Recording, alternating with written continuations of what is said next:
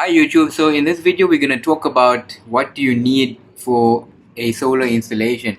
So firstly you need a solar inverter, and then you're going to need batteries. The solar inverter is by far the highest cost on its own.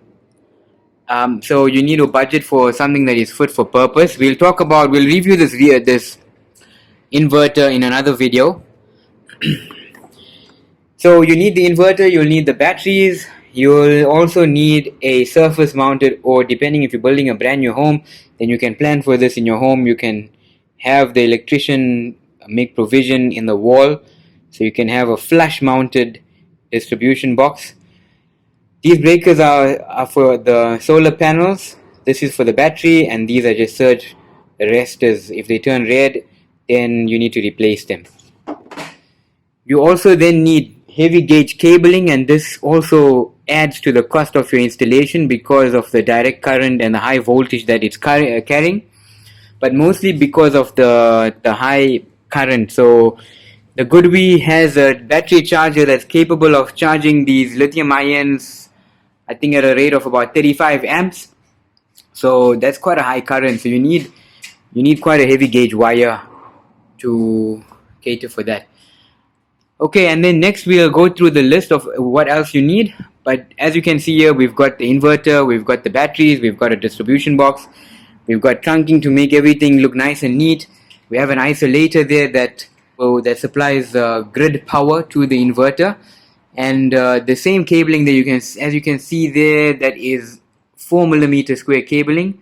So that takes care of the supply as well as the export. So any surplus power that if the batteries are already charged up, and any surplus power is then sent through the grid through those same cables. Okay, so this is my existing DB or distribution. You can see that it's quite old. It's from the 1980s. This house was built in 1982. Fortunately, we have very high quality breakers here, so they all CBI breakers except for the Lear local switch.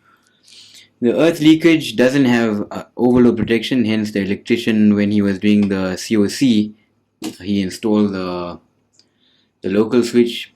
Previously we had a 3-phase earth leakage coming through here, and unfortunately when we were doing the solar installation, that earth leakage exploded.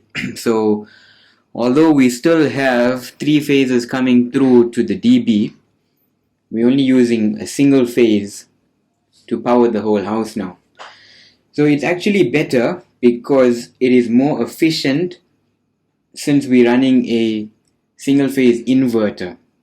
Because if you have to have 3 different phases and then only a single phase that is powering certain circuits in the house, then you're not going to benefit from the complete power that the solar will generate, because what's going to happen is some is going to end up in waste. Because normally you'll have maybe one phase that's supplying a couple of plugs and lights, and then you'll have another phase that's supplying your geyser, and then you may have another phase that's supplying your stove and your oven. Now, as we said previously, the way the Goodwe works is it's a hybrid grid tied inverter. So what happens is, if there's any excess capacity that's even required to heat up your geyser or warm up your stove or your oven, then the inverter is going to supplement the power demand to those loads. So electricians generally prefer a separate distribution board for the backup supply, and hence we have a surface mounted distribution board here. We have a changeover switch. So the changeover switch is recommended because if there is something that has gone wrong with the inverter or the backup supply, then you can always use a changeover switch to manually change over back to ESCOM. We then have an earth leakage, and we have breakers here for plugs and lights. Up there, as you can see, we have a 4mm cable, and that is just a heavy gauge cable to satisfy the charging of the battery as well. Sometimes if you have to charge it from Eskom, then remember I said that the Goodwe has, I think, a 35 amp charge controller for the battery, so you need a heavy gauge cable running through there. That's a NOS cable, so it doesn't need to be within any conduit or anything. It could be surface mounted, and hence that's why we just have it on the surface there. We did have a couple of conduits coming through the wall, but they were all full, so we couldn't run that conduit through the wall, unfortunately. So what had to happen is, wherever we have these green stickers, those loads were then transferred from year to year. So this DB is simply controlling all the backup loads here. So the difficulty happened when we had to separate the neutrals from each phase, and then we also had to trace out these circuits, because some of them were daisy chained, so we had to separate them as well, and we had to do some rewiring. So yeah, you got to also add all of that to your cost, because you can't run the entire house on backup. There are certain appliances that are not recommended to run off your inverter, but we can talk about that in another video.